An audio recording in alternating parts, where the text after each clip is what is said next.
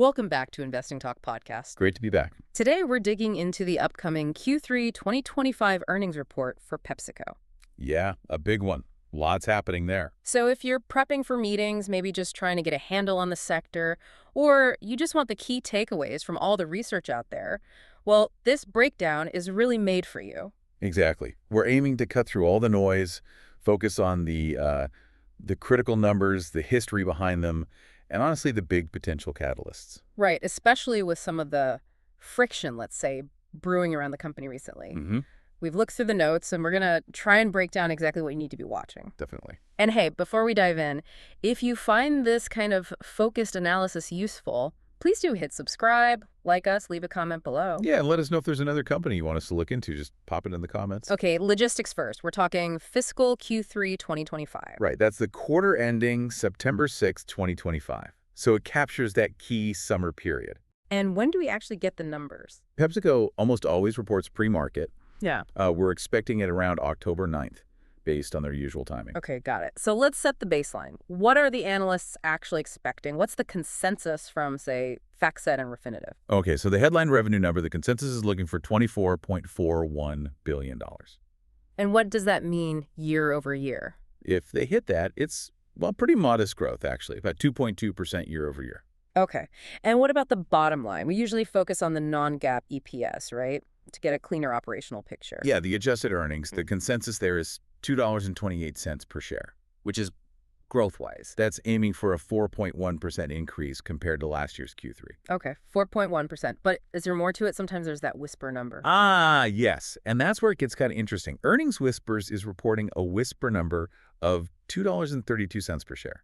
$2.32, so 4 cents above the main consensus. Exactly. It suggests, some of the bigger players, maybe the institutional side, they're betting on a small beat.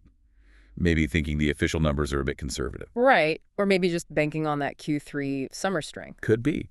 Now, the crucial part is comparing this to what the company itself has guided towards. Okay, what did they promise earlier for the full year, FY 2025? Well, their previous guidance was pretty ambitious. They were targeting organic revenue growth of at least 4%. At least 4, okay. And for core constant currency EPS, they aim for at least 8% growth. 8%, wow. And constant currency, just to remind everyone, that means they're trying to show the growth without the impact of, say, a strong dollar hurting their overseas earnings numbers. Correct. So achieving that 8% operationally is, well, it's a high bar. So just hitting the $2.28 consensus for Q3, that might not be enough then. Probably not. The market's going to be looking ahead. They need to deliver for Q3, sure, but they also kind of need to reaffirm, or at least sound confident about, that full year target.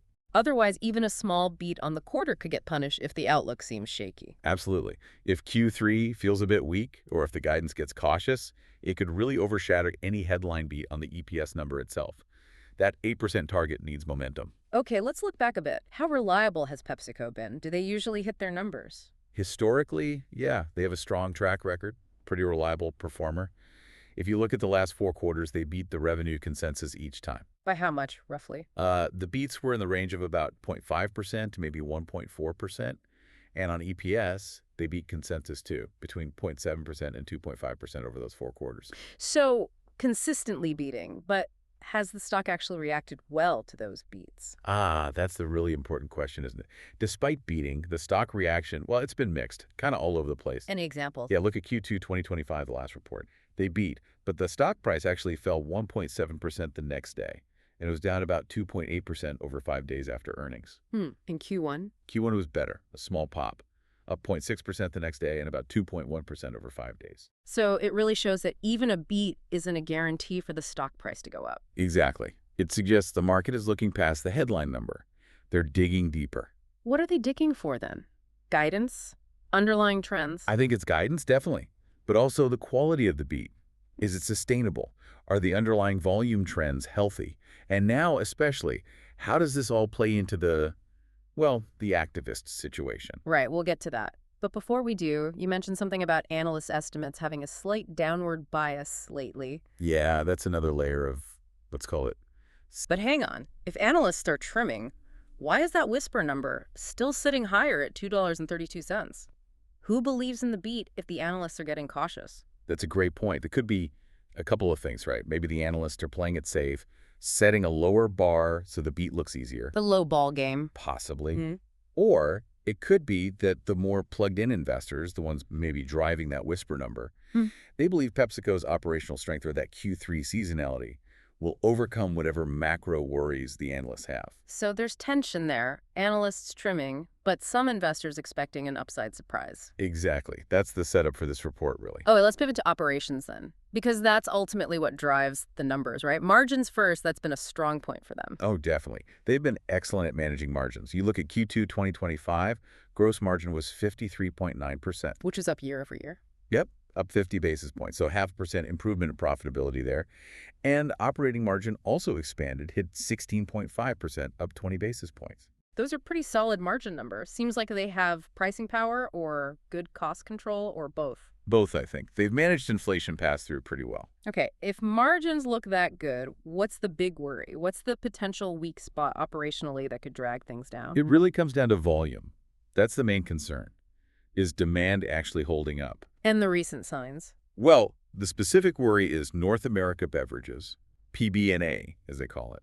Volumes there were actually down 1% year over year in Q2. Down 1%. Okay, that's not huge, but it's the direction that matters. Exactly. You can raise prices to boost revenue and margins for a while, but if the actual amount of stuff people are buying keeps slipping, eventually you hit a wall. Growth stalls. And that's what Evercore flagged in their downgrade, right? The beverage volume Correct. softness. Precisely. That was a key part of their The caution. seasonality.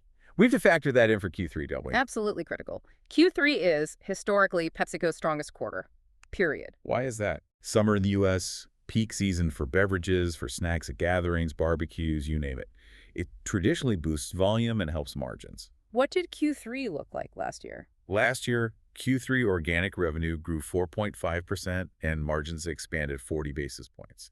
So it's usually a good quarter. So the big question is, will that usual summer lift be strong enough this time to counteract the softness we saw in Q2 North American beverages? That is the operational question for this quarter.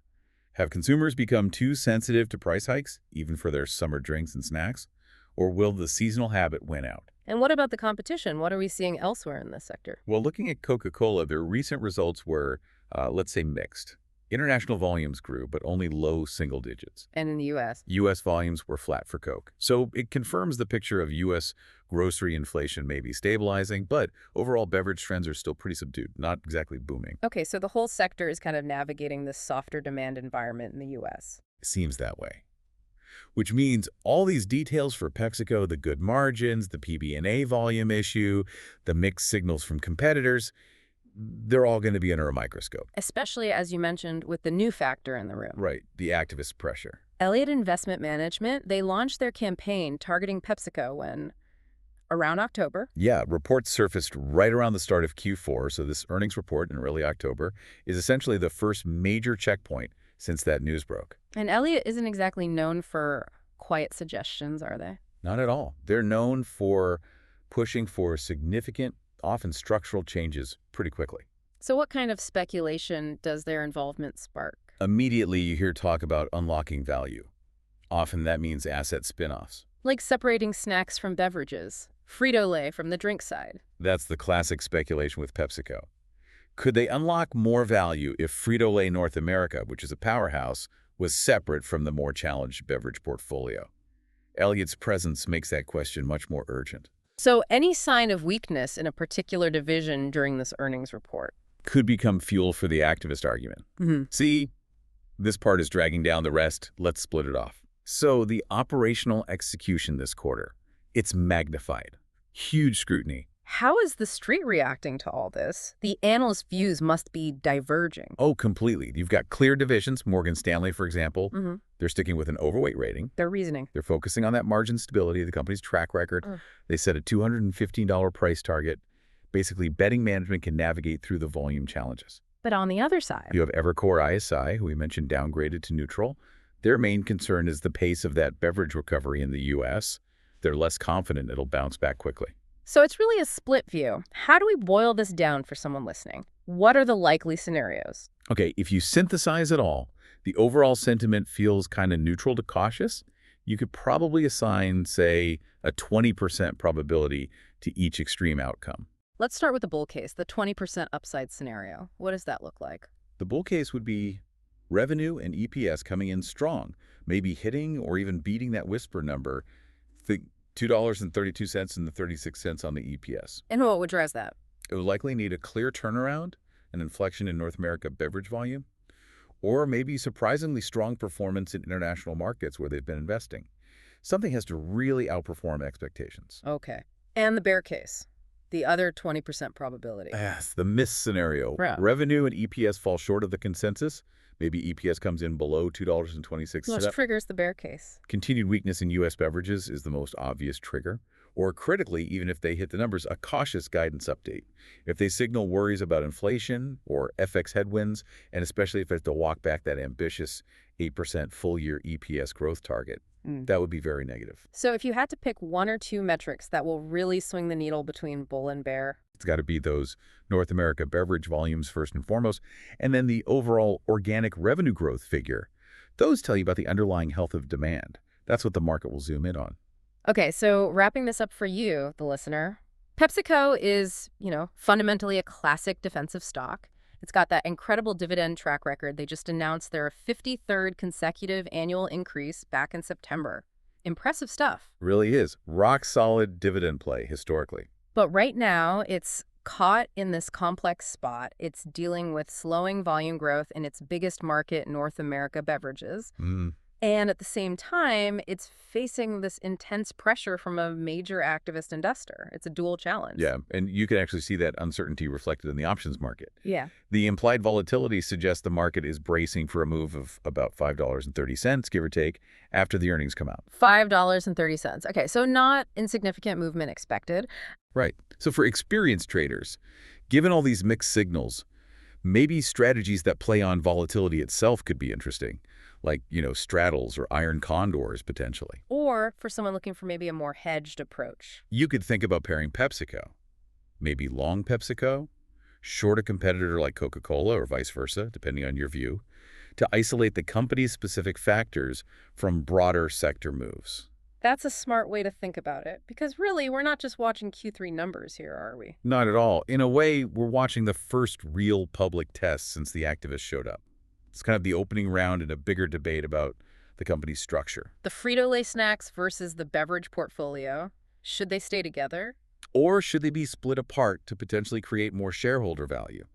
That's the multi-billion-dollar question hanging over this report. Which really leads us to a final thought for you to mull over.